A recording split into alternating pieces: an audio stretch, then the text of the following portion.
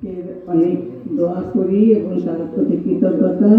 আর তাকে আমি আমি বয়সে অনেক বড়, 82 বছর বয়স, তবুও তাকে আমি স্যালুট দিই, কারণ সে একটা টিম করেছে।